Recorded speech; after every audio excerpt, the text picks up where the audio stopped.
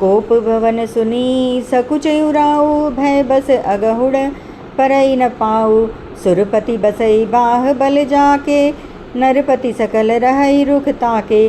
सो सुनी तियरिस गयऊँ सुखाई, देखऊँ काम प्रताप बढ़ाई। सूल कुचलील असी अगव निहारे, ते रतिनाथ सुमन सर मारे। सबय नरे सुप्रिया पही गयऊँ, देखी दशा दुख दारुण भयऊँ। भूमि शयन पटु मोट पुराना, दिए डारी तन भूषण नाना।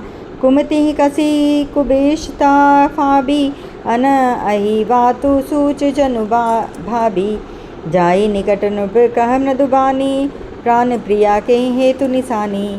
कहीं हेतु रानी निशानी, पर सत पानीपति निवारही। मानहु सरोष भुअंग भामिनी, विषम भाति निहारई। दो बासना रसना दसन बर मरम ठाहरु देखई। तुलसी नृपति भवतव्यता, बस काम कौतुक लेखई। सुमुखी सुलोचनी पिक बचनी, पार बार कहराऊ। गजगामिनी निज कोप कर, कारण मोहि सुनाऊं। लखन सिया रामचंद्र पद जय शरणम सिया राम। संध्या के समय राजा दशरथ आनंद के साथ कैकेयी के महल में गए, मानो साक्षात स्नेह ही शरीर धारण कर निष्ठुरता के पास गया हो। कोप भवन का नाम सुनकर राजा महल सहम गए। डर के मारे उनका पांव आगे को नहीं पड़ता। स्वयं देवराज इंद्र, जिनकी भुजाओं के बल पर राक्षसों से निर्भय होकर बसता है, और संपूर्ण राजा लोग जिनका रुख देखते रहते हैं, वही राजा दशरथ स्त्री का क्रोध सुनकर सूख गए। कामदेव का प्रताप और महिमा तो देखिए, जो त्रिशूल वज्र और तलवार आदि की चोट अपने अंगों पर सहने वाले हैं, वे रतिनाथ कामदेव के पुष्प बाण से मारे गए। राजा डरते डरते अपनी प्यारी कैकेयी के पास गए।